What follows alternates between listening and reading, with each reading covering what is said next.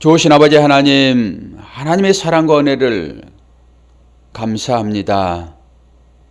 눈을 떴더니 우리에게 믿음이 있고 그 믿음의 발길을 따라 마음을 따라 주 앞에 이룹니다.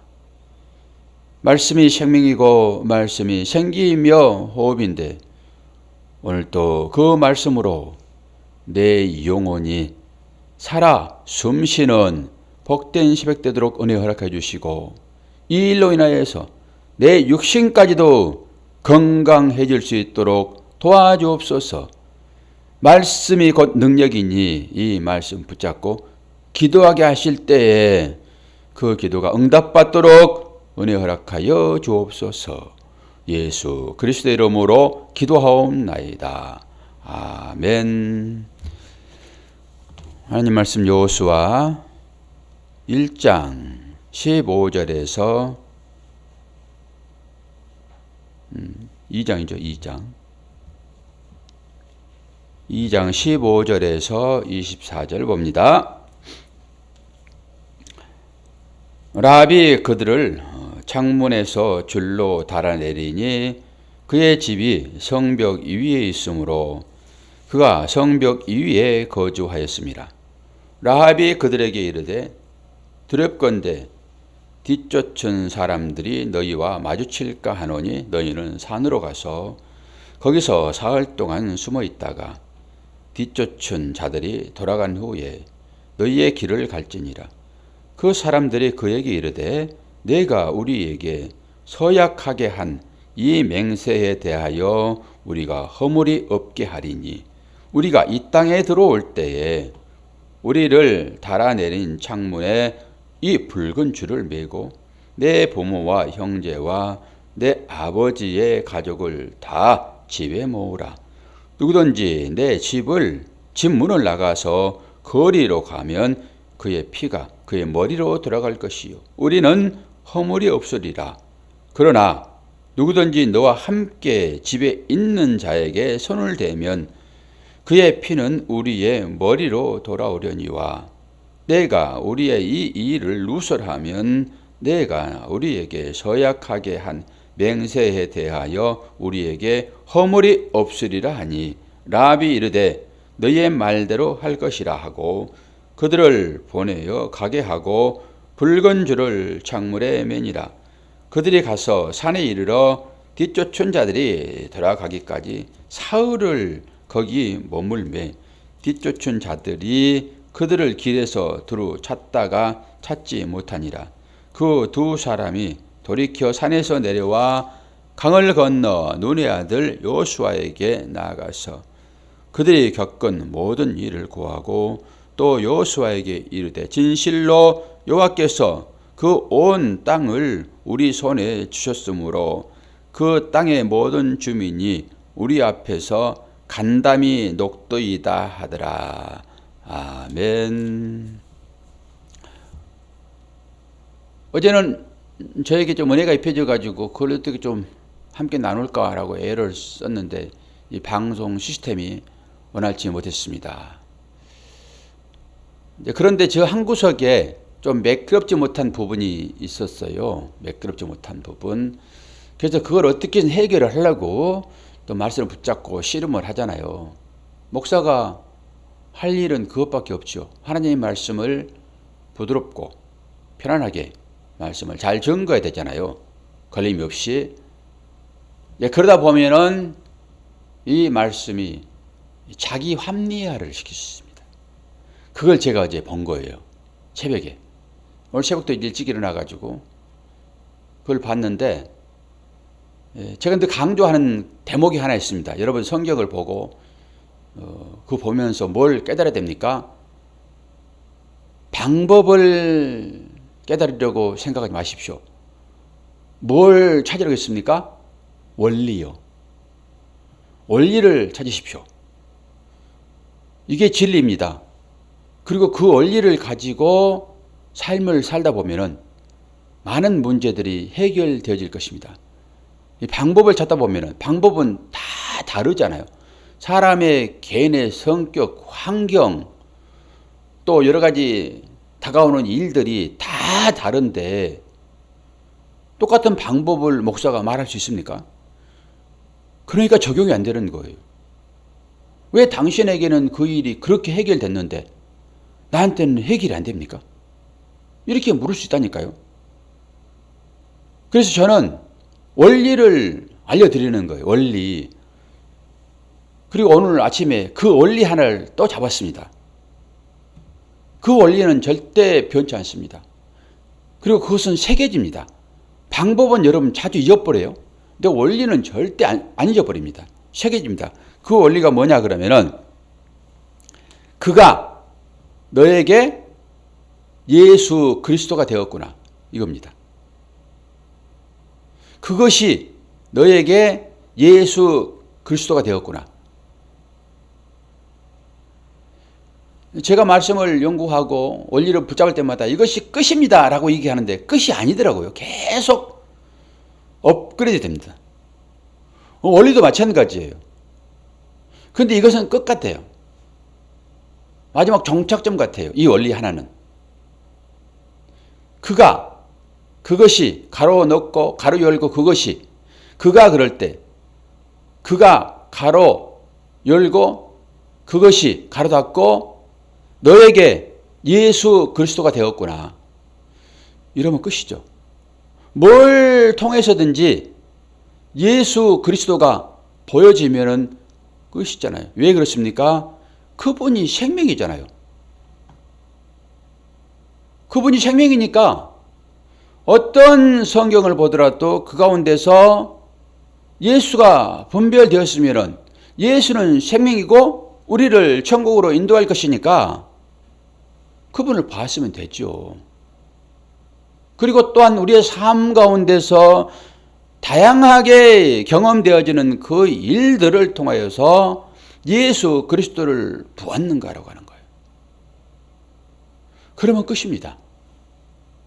그러니까 예수 그리스도를 100번 만나고 1000번 만나고 다 중요하지만은 예수 그리스도는 한 분이시잖아요. 그 한 분을 제대로 만났는가? 그러면 사도 바울처럼 삶이 바뀔 것입니다. 그리고 진리를 말할 것입니다.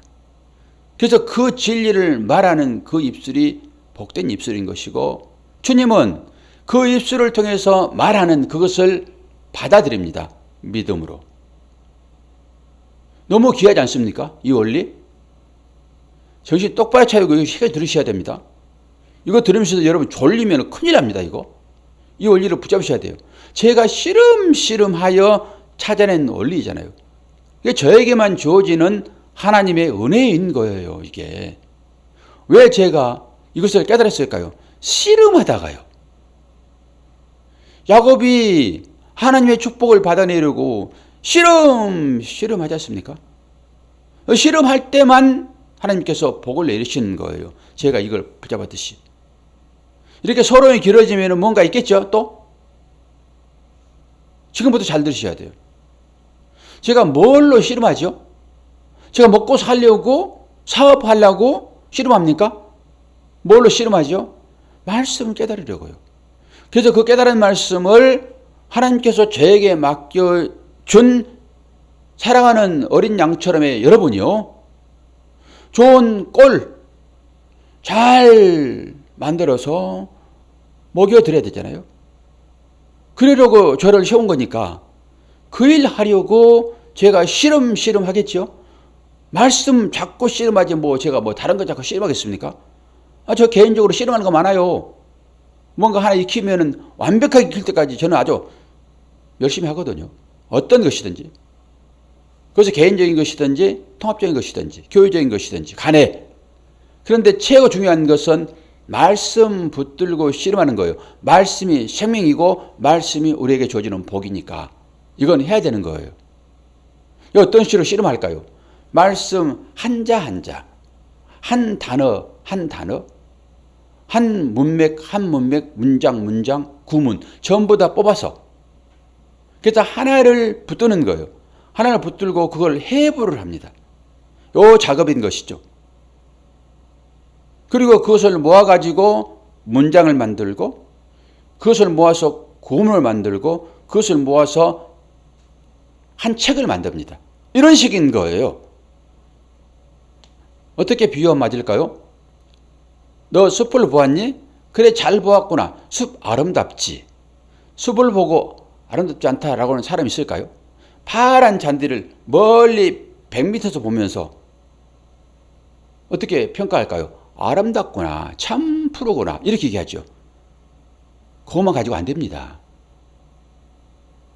숲을 봤으면 산에 들어가서 나무를 살펴야 돼요.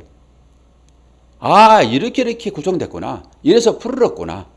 그리고 그 나무 하나하나를 또 분석을 해야 돼요. 아, 가지는 이렇게 뻗었구나. 왜 이쪽 가지는 그렇게 크게 뻗었지? 아, 햇빛이 그쪽에 비쳤구나. 이게 동적이네. 이런 식까지 여러분 가셔야 돼요. 그리고 또 땅속으로 들어가가지고, 아, 뿌리는 이렇게 뻗었구나. 왜 뿌리는 이렇게 깊이 뻗었지? 아, 이건 사마귀로구나. 물이 속에 깊이 있구나. 아, 이것은 옆으로 퍼졌는데 왜 퍼졌을까? 아, 물이 저쪽으로 흐르는구나. 여기까지 여러분 다 보셔야 되는 거예요. 이것이 성경을 문자로 보는 것입니다. 그래서 문자 하나하나를 해보는 거예요. 한글은 단어를 가지고 우리한테 의미를 주잖아요. 그런데 이 성경 히브리어 원어는 한자 한자, 그 자음 하나하나에 의미가 다 들어있다고요. 그러니까 자음, 우리가 쓰는 이 그런 자음 모음이 결합하여 한 글이 되잖아요. 이것을 다 분해하는 거예요. 그런 과정이 힘듭니다. 실제적으로 공부를 해야 되고 머리를 써야 되고 지긋지긋하기도 합니다.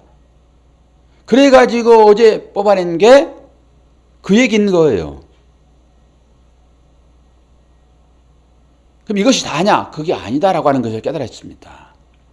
자, 그렇게 해부를 했어.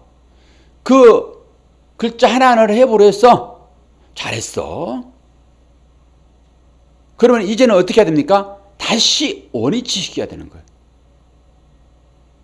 글자를 가지고 앞에서 보고 뒤에서 보고 밑에서 보고 위에서 보고 뜯어보기도 하고 도라이바로 풀어보기도 하고 기계를 분해해서 살펴보듯이 올립니다.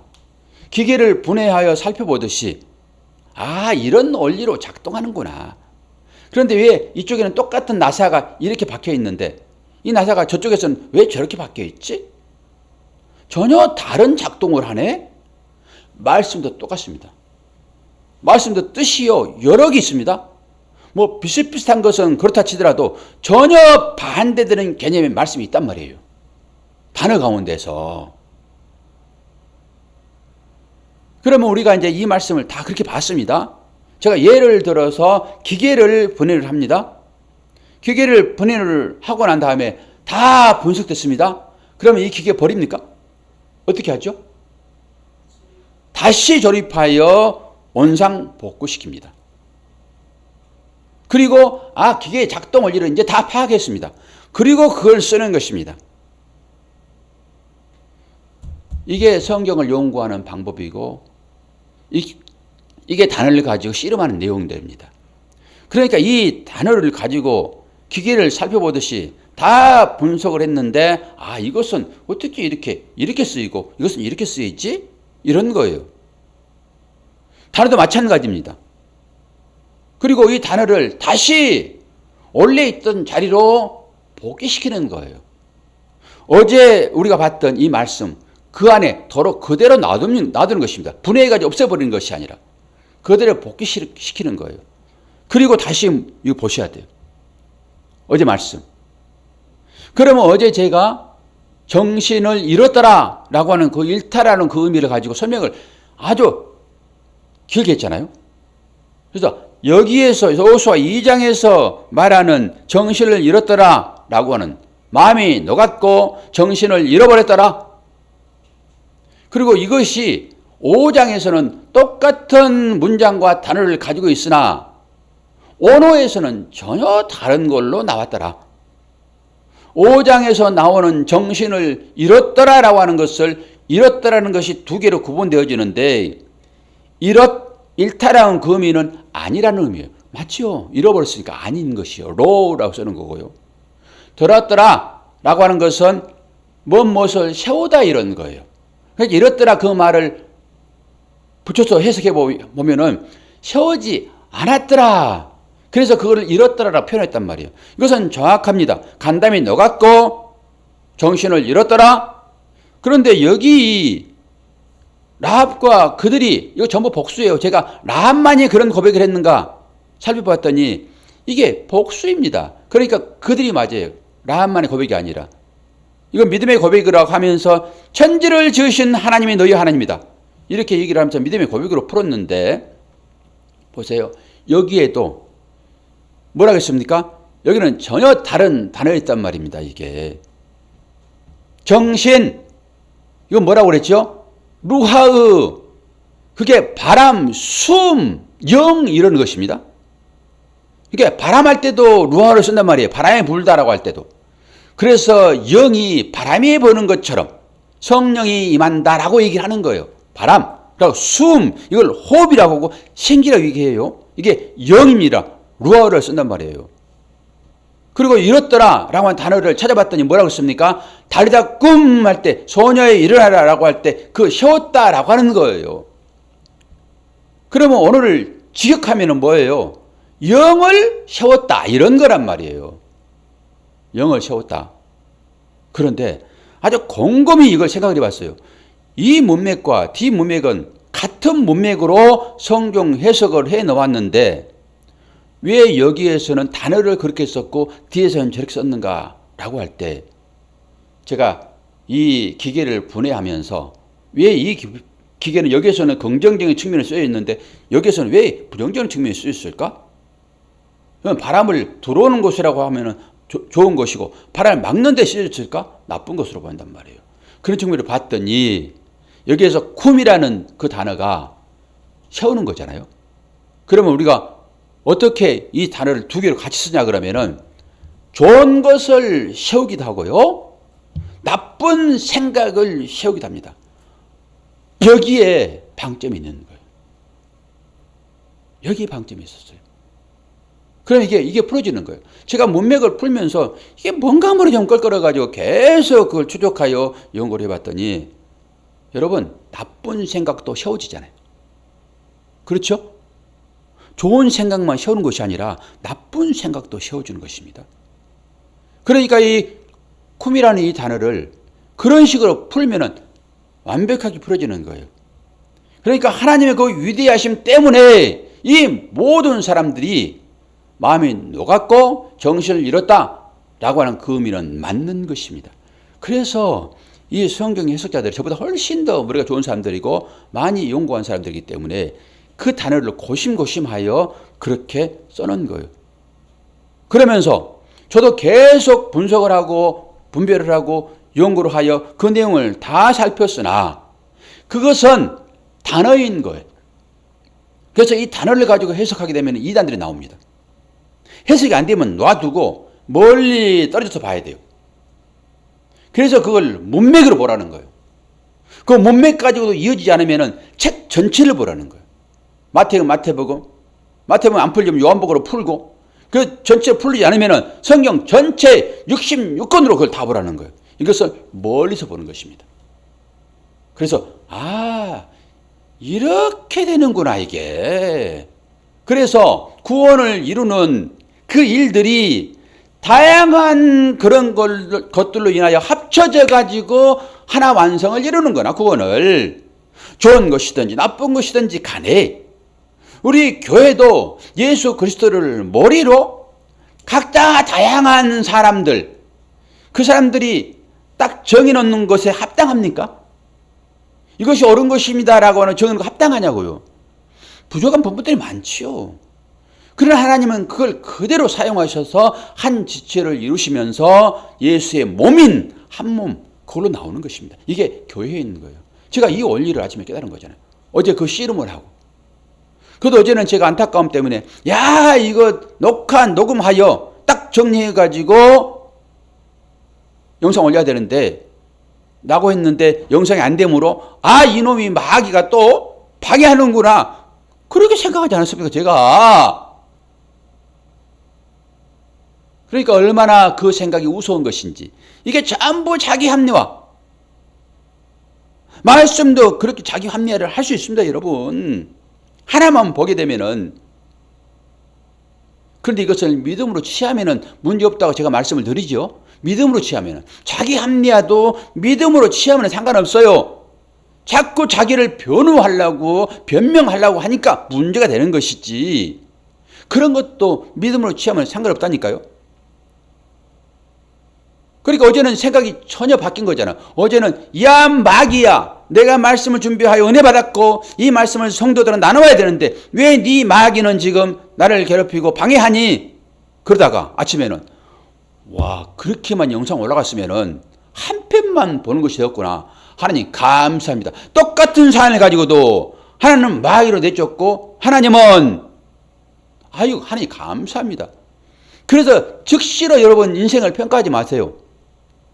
사람도 마찬가지고 이건 결론이니까 이런 부분은 이해를 하셔야 돼요. 제가 설교를 하면서 이걸 풀 때는 골치 아파요. 이게 머리싸움이잖아요. 이게 이해가 필요하고 지식이 필요하고 3단 논법이 필요하니까 그럴 때는 머리가 아프더라도 이 원리를 말할 때는 이거 쉬운 것이니까 이건 이해를 하셔야 한단 말이에요. 다른 얘기로 쉽게 판단하지 말아라. 그것이 너에게 지금은 아주 불편스럽고 나한테 맞지 않는 일 같지만은 하나님은 이것을 또 바꾸셔서 동원하여 또 믿음으로 나오게 할 것이다 라고 하는 의미가 그 가운데 있기 때문에 쉽게 판단하지 마시란 말이에요. 그런데 이걸 쉽게 판단하려고 선악과를 따먹는 게 아담이에요. 자기가 심판자 되려고요. 하나님 되려고요. 왕 되려고요. 그래서 그 왕의 자리에서 내려오라고 하는 거예요. 심판자 자리에서 내려오라고 하는 거예요. 땅땅 두들기니 말하는 거예요. 땅땅 두들기면 끝이잖아요. 3번 두들기면. 그러지 말하는 것입니다. 너에게서 심판하는 그 방망이에 내려놔. 그래서 싸우고 난린 거예요. 그래서 그거 뺏으려고. 두들기면 끝이니까. 내가 말하면 끝이잖아요. 말해버리면 끝이잖아요. 요거 오늘 말씀은 다음 주 월요일 날 이 말씀은 나눌 거예요. 여기도 말하지 말아라. 말하면 나 책임 안 져. 전부 이런 거잖아요. 뒤에 가가지고 이건 붉은 줄과 전부 연결됐으니까 여기에 그리스도가 다 들어있잖아요. 지금 뒷부분에서. 왜 그렇게 서쪽새가 옵니까? 자, 오늘 또 하나 붙으세요. 그가 가로 열고 그것이 가로 닫고 너에게 예수 그리스도가 되었구나. 끝입니다. 모든 것들, 사람, 사물, 환경, 그가 그것입니다. 그것이 너에게 그리스도가 되었구나. 그것을 그리스도로 보려고 하나님께서 그렇게 밤새도록 말씀하시는 거예요. 목사가 그렇게 목청 덮고 얘기하는 거예요. 너가 그리스도를 보았니? 다른 얘기로 그리스도를 만났니? 그리스도를 경험했니? 하나님의 옷을 싹 벗겨서 부끄럽게 하지 마십시다.